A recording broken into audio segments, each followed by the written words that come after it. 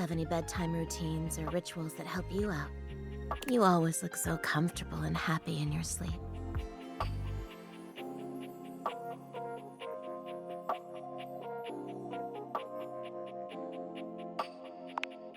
You'll make me blush, you know. You must do a little something to get yourself ready for bed, hmm?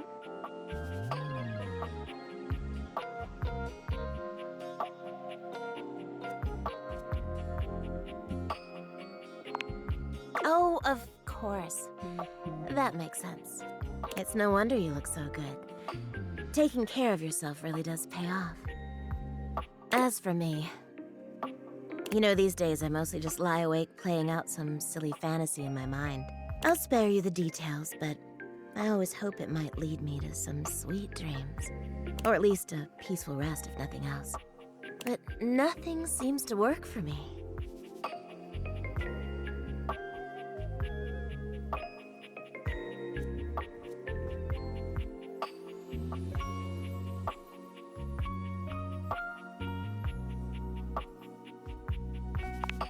I know, you're probably right.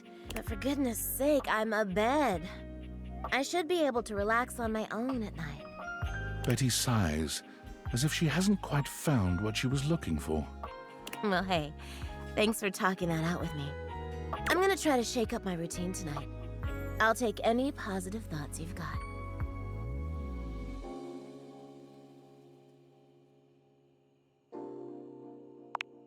Thank you, hon. See you tonight.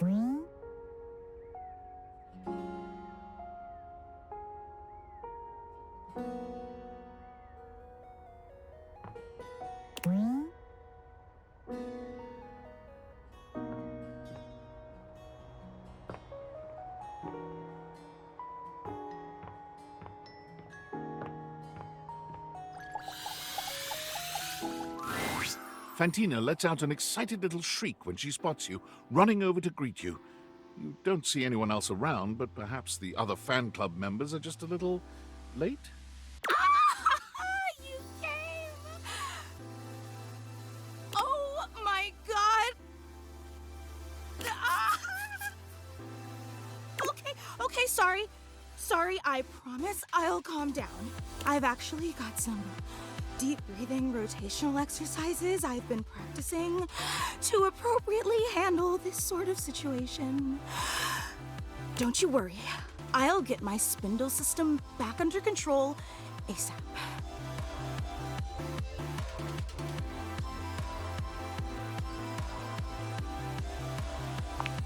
And you are so incredibly understanding. Just another one of your exceptional qualities. And again, my sincerest apologies. I just thought that the last time we met would be the highlight of my entire year.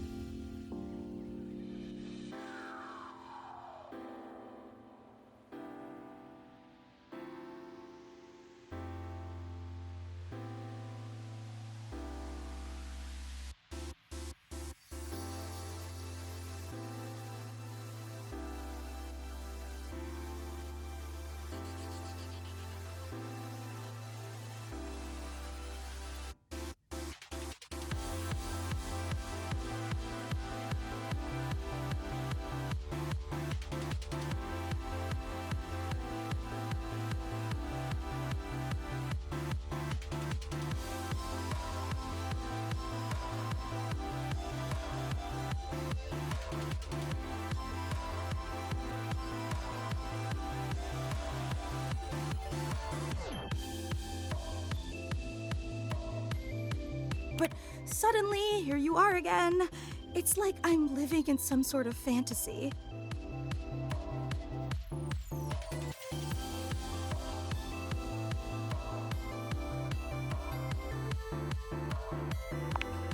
You're being much too modest. Since you're here, this feels like as good a time as any to present you with your exclusive fan meetup welcome gift. Fantina holds up something small and rectangular. You can't quite see what it is, and she keeps it facing away from you.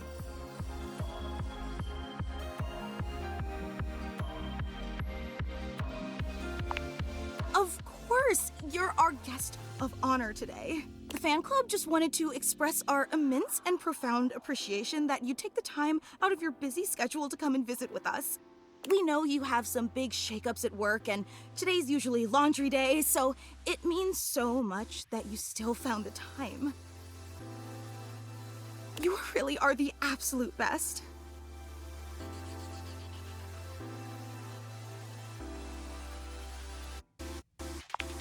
I'm just doing my best to compete with you. So, without further ado, may I present your likeness crafted out of pasta. She turns your gift around to face you, and it's just as she said it was. A crude but sweet rendering of you in pasta. I hope you like it. I wasn't sure if you were more of a rigatoni or penne fan, so I used both. With just a dabbling of fettuccine.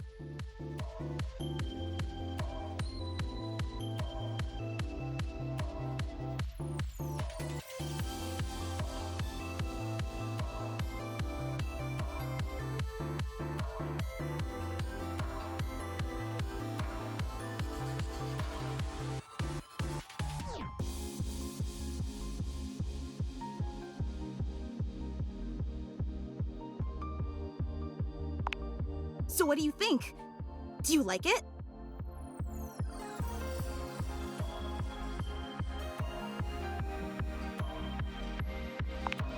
Oh, I'm so glad. It took me like 8 hours to make, which may seem like a lot, but pasta is actually an incredibly volatile medium. Michelangelo may have been a whiz with marble, but I'd like to see him try to sculpt something out of rigatoni.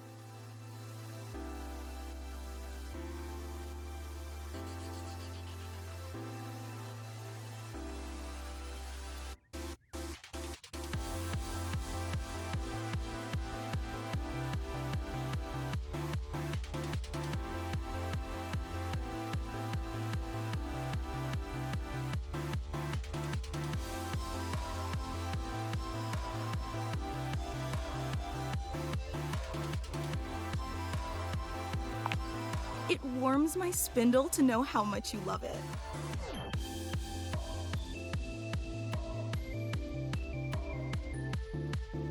Again, the fan club is just so incredibly appreciative that you stopped by. You take another look around, but still fail to spot anyone else.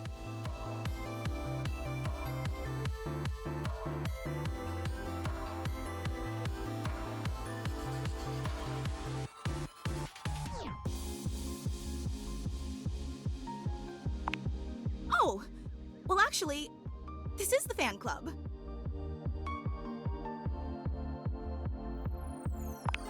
True, it is very exclusive, but, well, I suppose I should probably address the circulator in the room.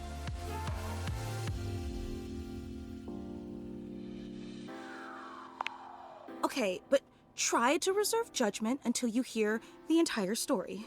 The fan club was me and Gary. We've both been your biggest fans since literally like forever. And we used to share the job of orchestrating the fan meetups to make sure no one would have to shoulder too much of the load. To make sure that nothing would clash with your fantastic red shirt. Big job.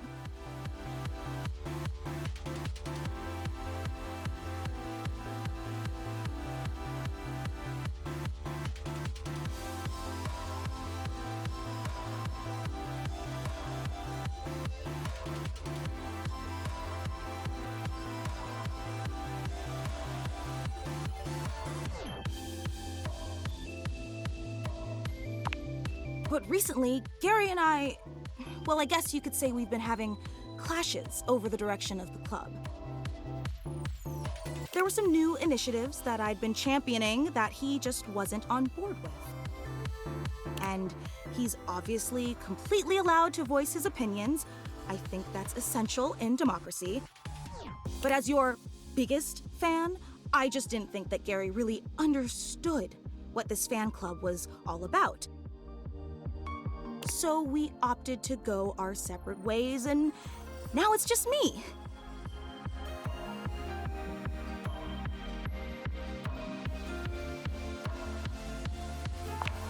Wait, you're disappointed, aren't you?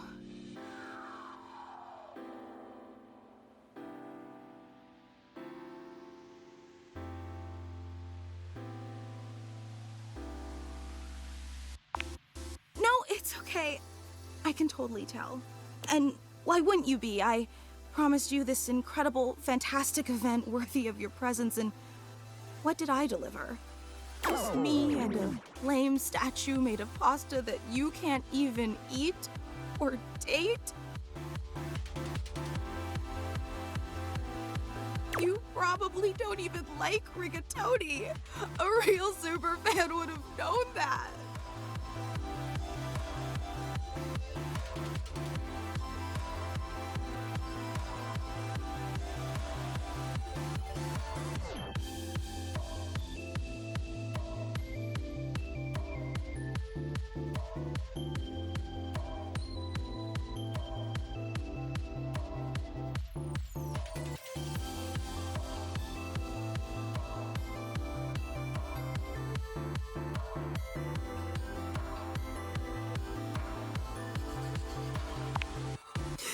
You're just saying that to make me feel better. I can't believe I took you away from laundry day and wasted your time all for nothing. I'd be disappointed too. God, I'm so stupid.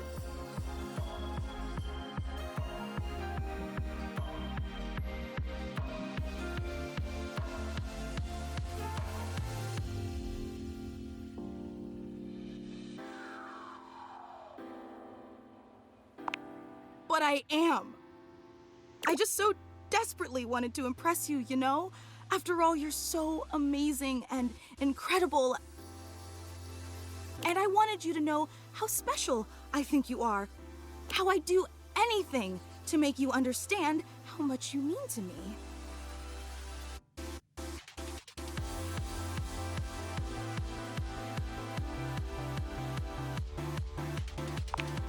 Really?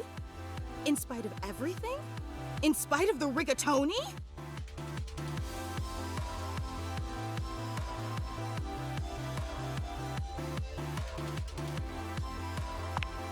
Let me make it up to you. I don't want to overpromise, but remember the initiative that Gary and I butted heads about?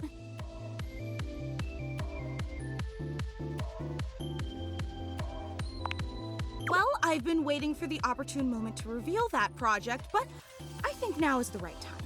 So, if you'd be willing to give me one more chance and come to the next meetup, I'd love to unveil it for you. I know it's an imposition, but it'd mean the world to me. Would you consider coming for me? Every time I don't think you could be any more awesome, you go and exceed all my expectations. I promise it'll be an experience you'll never forget. I have...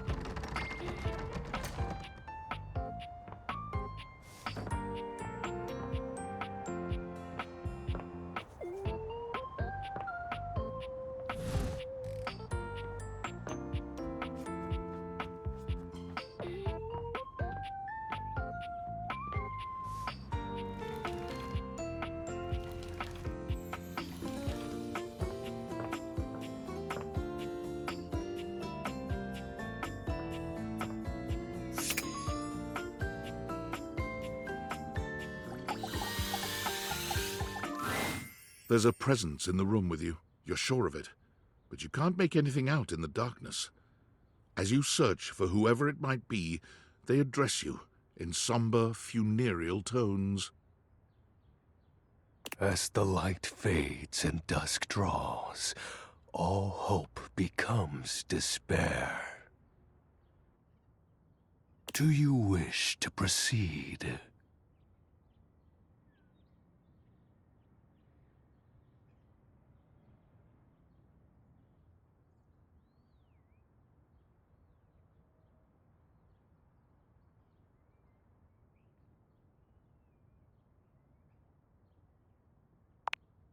Is that so? Let regret not fill your heart, then. Hark! For your greatest fears manifest in yours truly. A monstrous creature takes shape from the darkness itself, a terrifying amalgam of bones both human and animal, grotesque, clawed fingers, and seething, swirling shadow.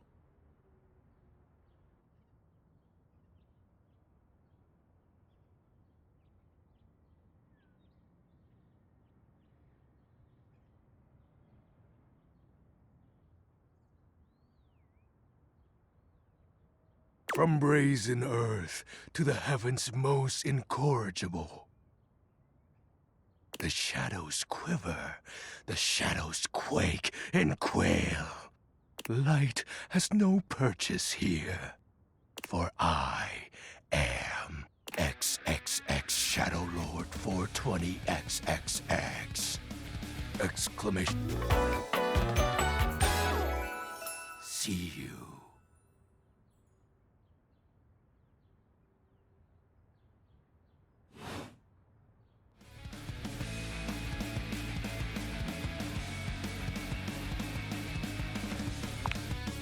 Of course.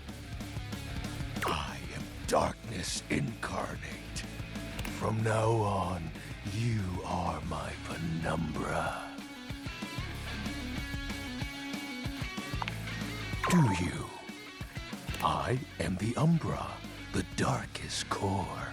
You are the penumbra. My companion acts in shade, like an outer shadow cast from an eclipse.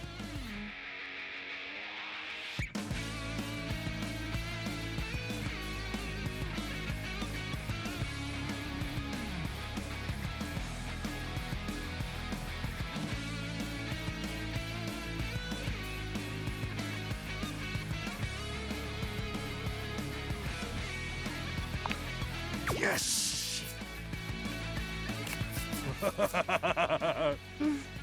So tell me, Penumbra, what brings you to the call of night?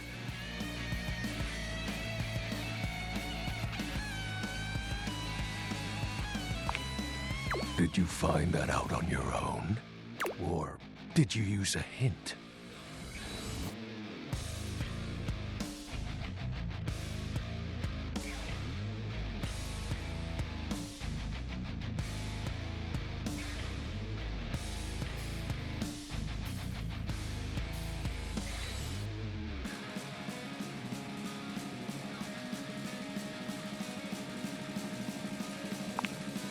Observant. I enjoy those who observe. You appear to be romancing the objects in your domicile. I see. You are embarked on a most interesting quest. However, it is quite trivial compared to mine.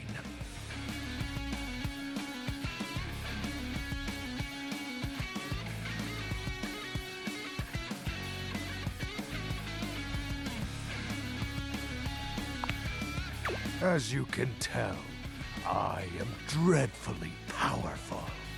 However, my true potential has yet to be unleashed. Bask in the shadows and remember that sinking feeling you get when you turn off the lights as you return to your bedroom.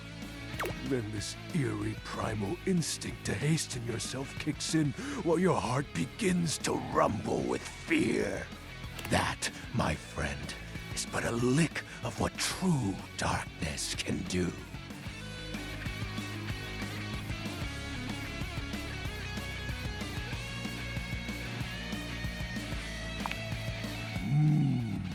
You help my power grow. But with that said, I'm afraid to say my power is waning.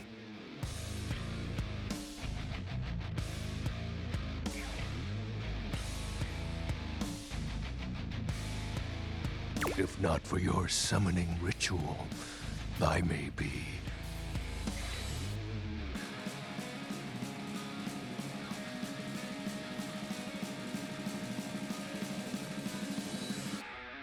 Nay, such thoughts are wasteful. Anyhow, I have been waiting in the abyss in search of a companion.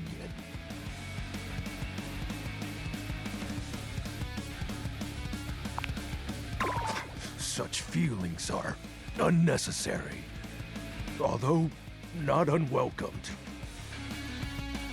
You see, the essence of darkness must be discussed before obtained. I have been waiting for eons for a worthy conversational partner. Our sinister lamentations in pure nightfall will serve as the dark ritual and bring forth my armaments. My armor forged from the shadowy depths. Think of them as parts to my true self. However, I have long lost them back during the Great Cataclysm.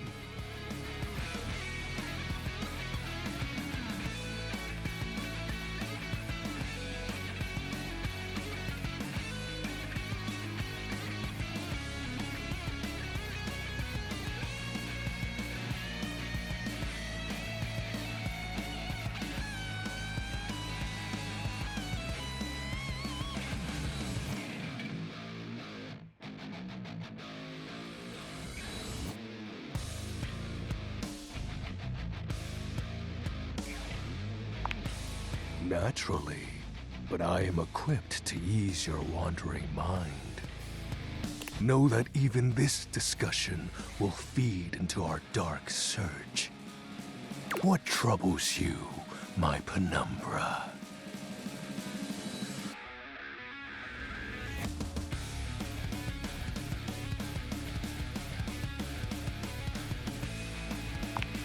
The tragedy that befell my comrades. Before, it was a peaceful time. My fellow denizens of the dark and I conversed in the shadows. Then, suddenly, a great power beyond any of ours divided us. I have not seen my allies since, and at the same time, my armament was lost.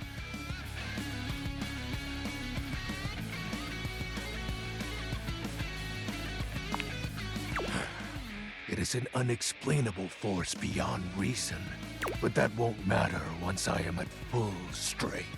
What troubles you, my penumbra? I'll have you know that these aren't just any normal raiments. They have no physical form. My armor is of a corporeal shade. But after I obtain just a single piece of it, the pressure of my dark aura will rise exponentially. As I said, by having conversations, we initiate the ritual. Join me in darkness, and my power shall inevitably return. I descend into the Vantablack pools and re-emerge as my true, awesome form. I sense your curiosity. Stay close, Penumbra, and you shall someday see.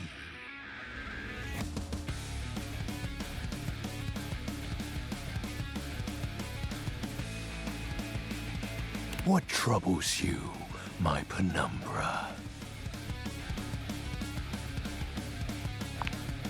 While it may appear childish, it is a title that bears significance to me. Even creatures of the dark are entitled to nostalgia, and its relevancy continues to capture my very essence. Lord of Shadows.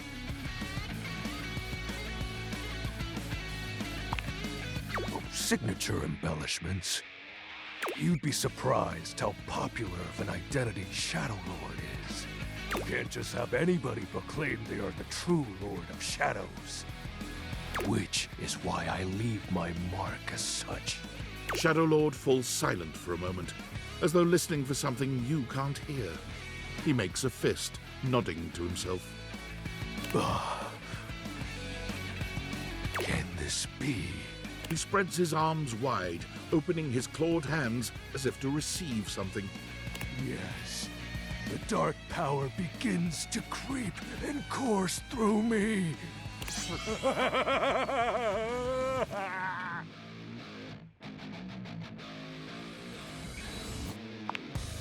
Yes! I knew I had a good feeling about you, Penumbra. A piece of my armament has returned. My soul quivers with might.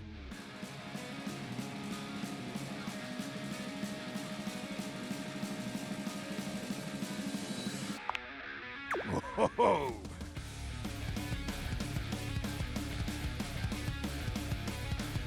That's exactly the idea.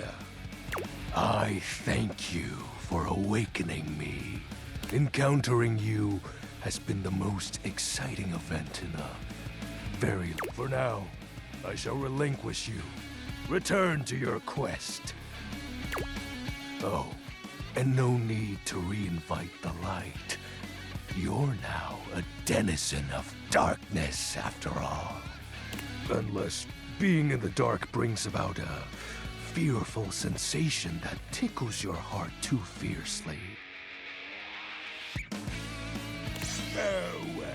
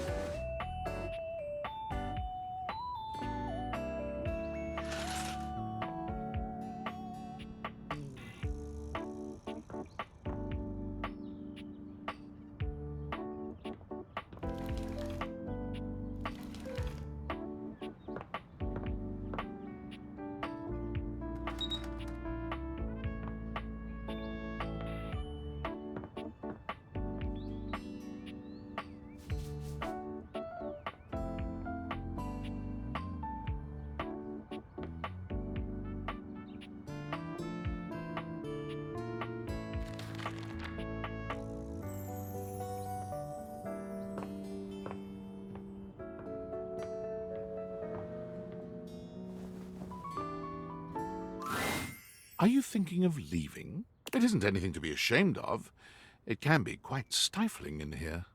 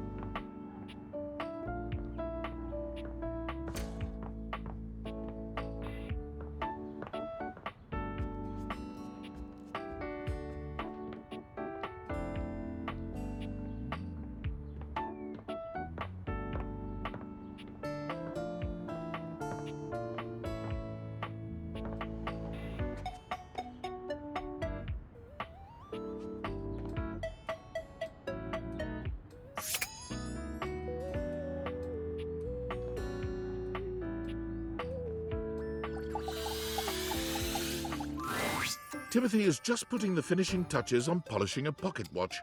When he sees you, he waves you over, setting the watch aside and pocketing the cleaning cloth. There you are, just on time. I must say, I'm absolutely chuffed to see how timely you've been. You're right on schedule. I was just polishing some of my timekeepers. Would you care to join me? Capital. Have a seat, darling. Now, when last we spoke, we discussed the importance of what?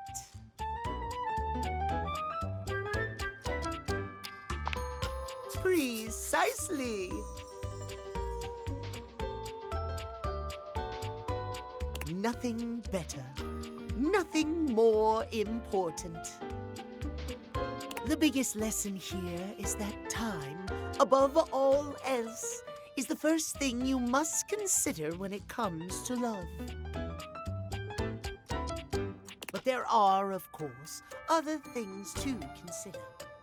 Having a schedule for your date is imperative to ensure you are using every moment with your lover correctly.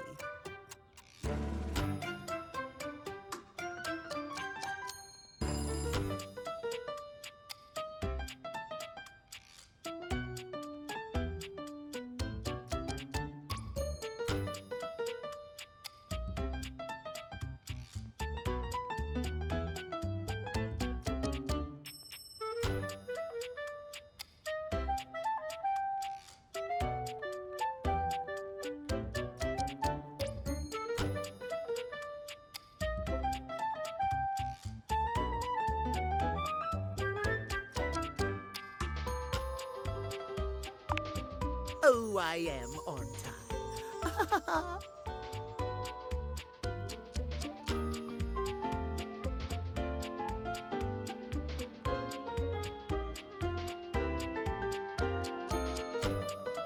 There is nothing more arousing than an orderly, efficiently planned date. Picture this, if you will. You and your date arrive at your dinner reservation exactly on time. Your date says to you, "Darling, what's on the agenda?" You say to them, "We have approximately 10 minutes to review the menu and engage in small talk." They can only moan in needful appreciation for your immaculate scheduling. Oh.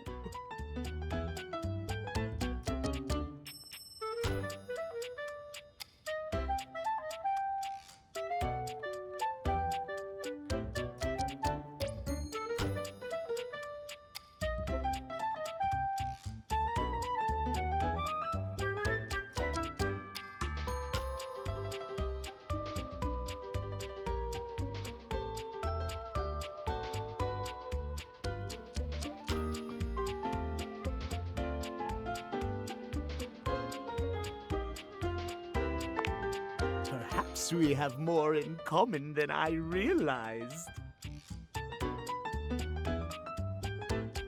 At any rate, scheduling your entire date down to the minute is not only efficient, but an excellent bonding experience for any couple. So let us practice now. You have asked me on a date, and we have both arrived on time.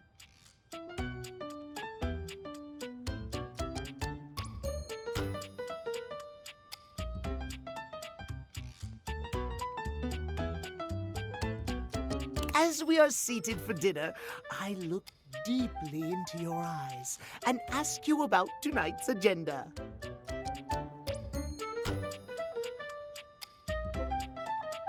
You say?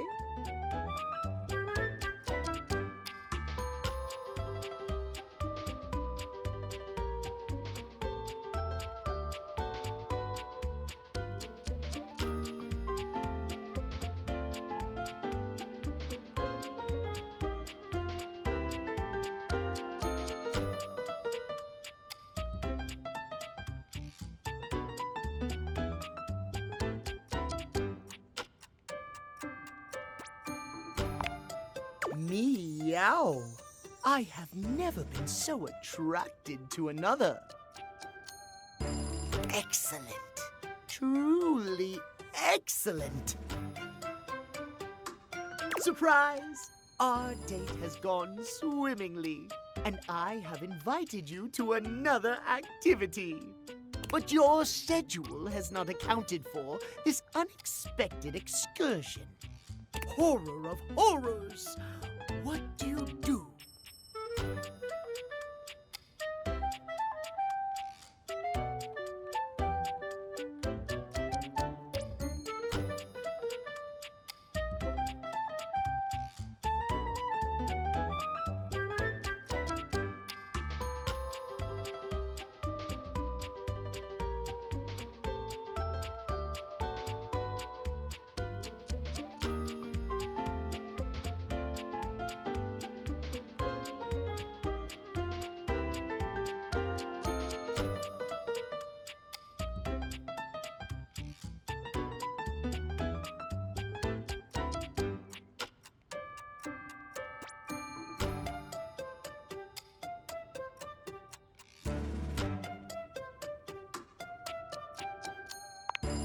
No!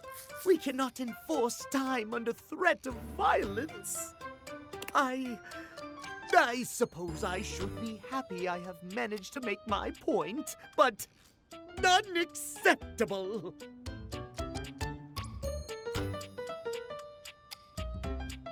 Our time for this conversation is beginning to dwindle. Before I bid you leave me once more, tell me what you have learned. Last time we learned the value of timeliness. Today we learn the value of...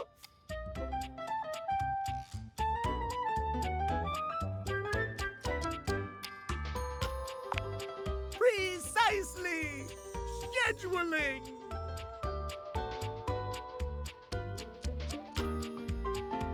I would so love to talk to you at length about crafting a proper schedule, but I'm afraid my time runs short.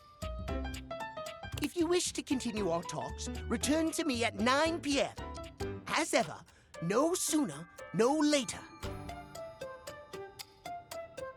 Farewell.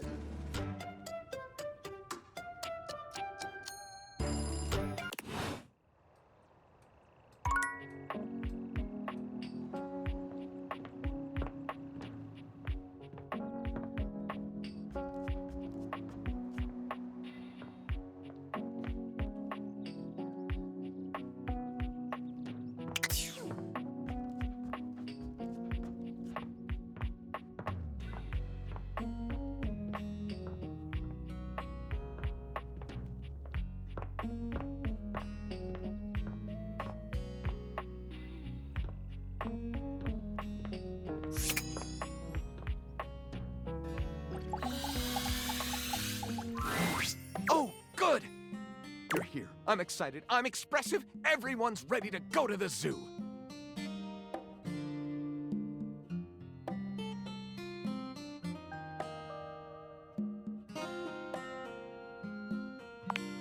I've been thinking, and here I believe is the best way to organize our efforts.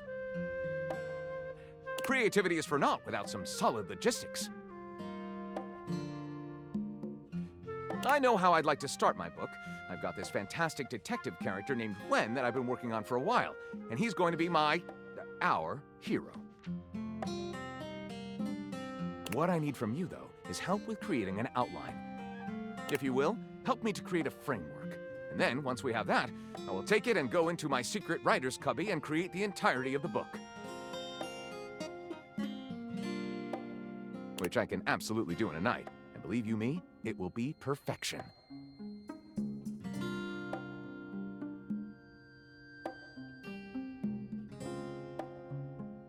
But the outline, that's the hard part for me. Will you help? Does that sound doable?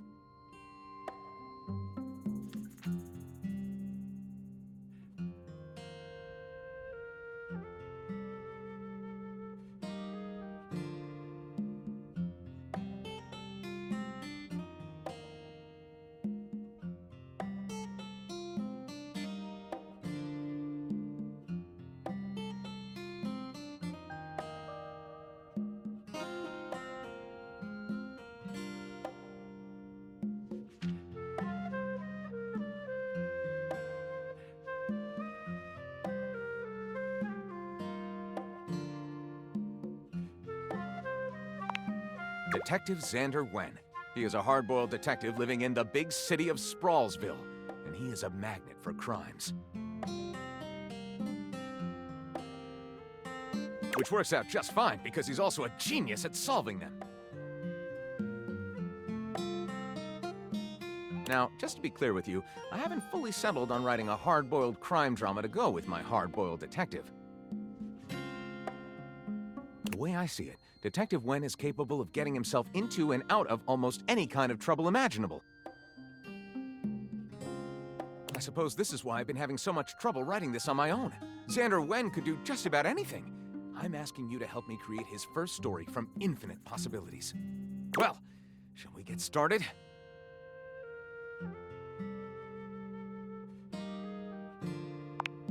Excellent! I'll give you the first line, of which I'm very proud, and we'll run with it from there. With that fantastic red shirt, you're bound to have some good ideas.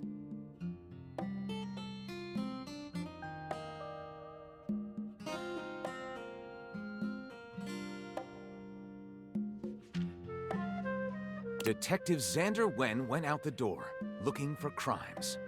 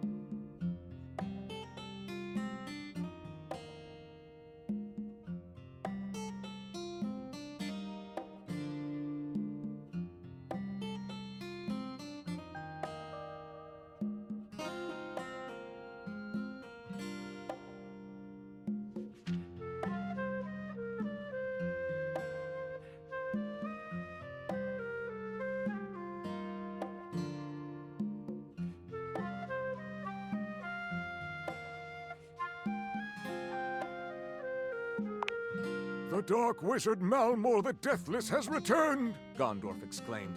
And the only way to defeat his armies of evil is to destroy the source of his power, the Gauntlet of Gloom.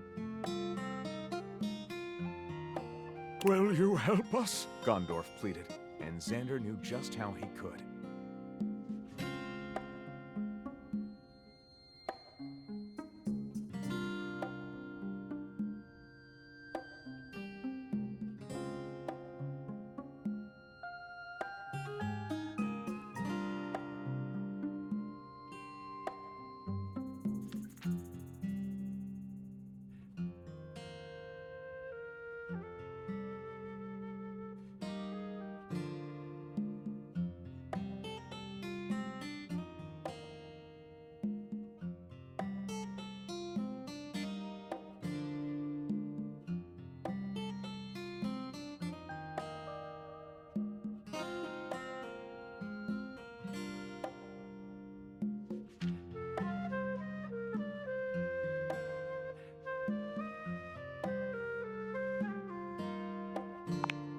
Clearly, the best way to bankroll an epic quest was to cook and sell meth.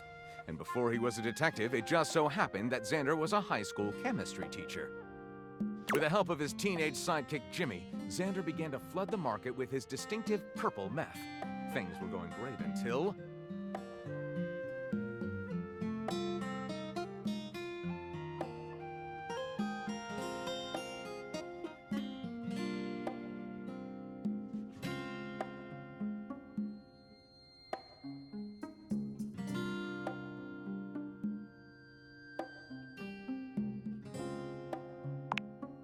Xander Sr. had never approved of anything Xander did, and he certainly didn't approve of this. You're never gonna defeat Malmore wasting your time with this garbage. Xander Sr. scolded. What you need to be doing is...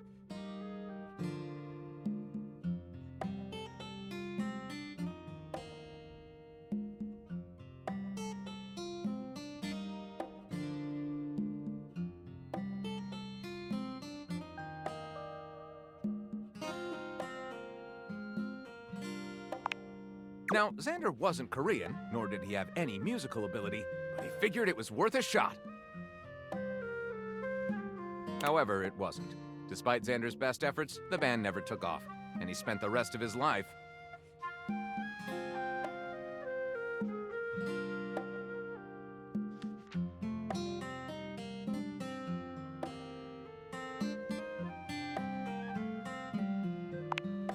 honestly, living under Malmore's regime is probably better than disappointing your dad. And actually, Malmore has great taste in K-pop, it turns out.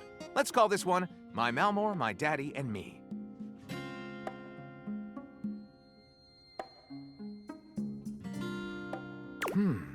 Lyric looks at the story outline you've written and pronounces his true feelings. Looking at this, I think this is flat out hilarious. I'll write it up right away. Unless you think we could come up with something better?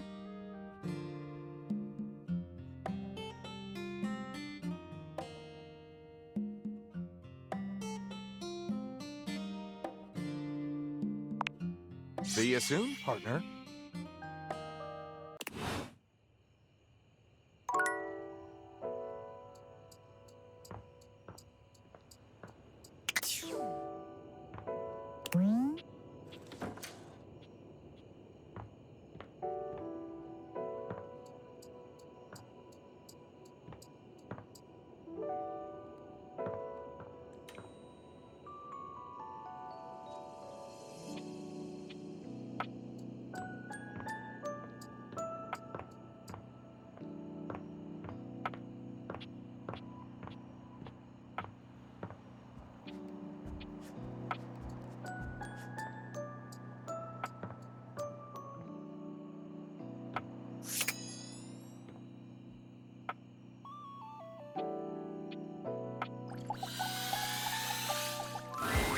Betty is already speaking to someone else when you walk in.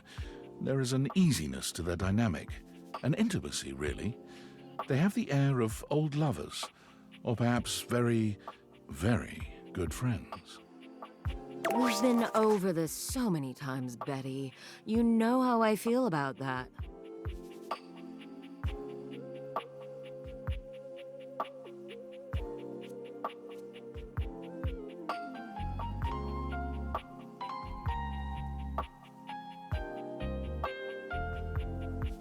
I just need some time, all right? Why should a bed as gorgeous and free as you be so worked up over anyone else's opinion of her? You could snap your fingers and have 10 lovers here in 2 seconds. I could. And have. Benoit, stop it.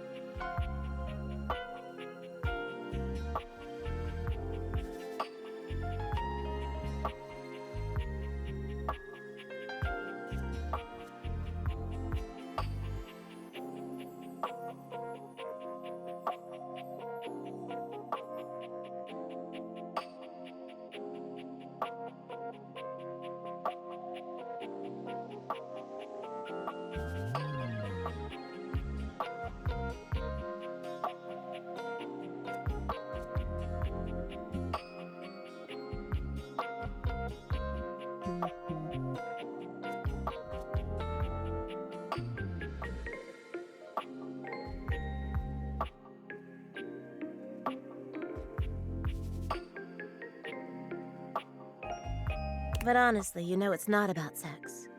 I can get that just fine. But that feeling of falling asleep in the arms of someone you love, there's nothing else like it. Benoit's gaze leaves Betty's face to land upon your own. They give you a smile that feels as if they know all your secrets. When Betty turns to see you, she goes from surprise to happy in record time, and Benoit places a gentle hand on her shoulder before they walk off. Just think about what I told you.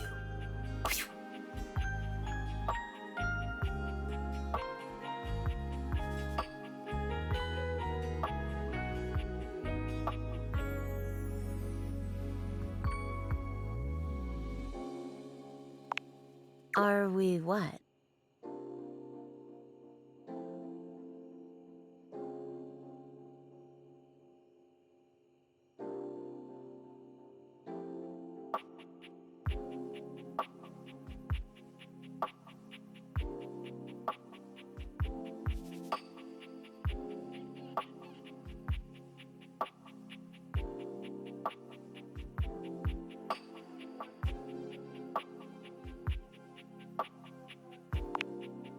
No.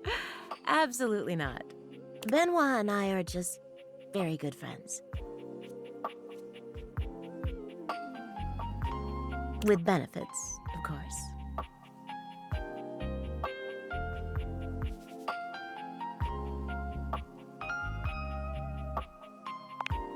Well, sure, though, gosh. I wish you hadn't heard that. It's just a really specific sort of loneliness, you know? I'm sure you didn't come here just to hear tales of my sex life. What can I do for you, honey? Did you want to relax? Maybe take a nap?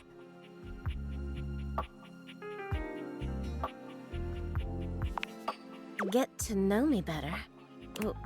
Why?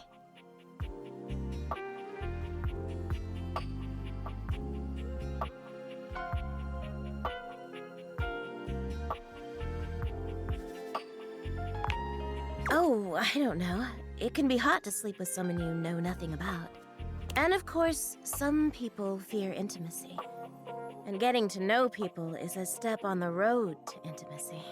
Well, you know what I am, what I do. You know I'm a free spirit. What else can I tell you about me?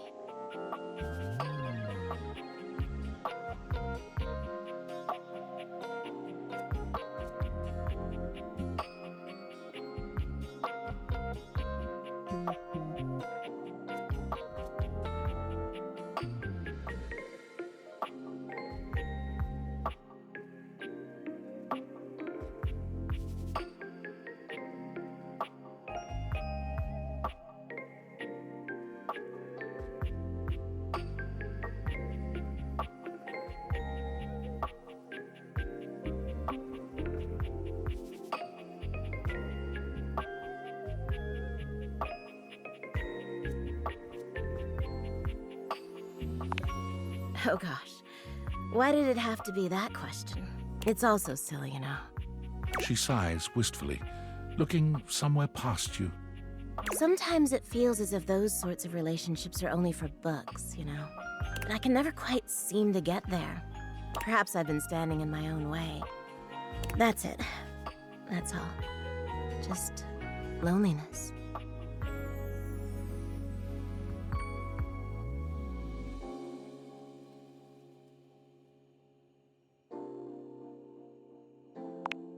I could if I wanted to. But there's only one person I'd like to date. And I'm just too afraid to ruin a good thing. There's an undercurrent of sadness in Betty's eyes, something much bigger weighing on her that she seems uninterested in divulging. Oh, it's almost time for book club, if you'll excuse me.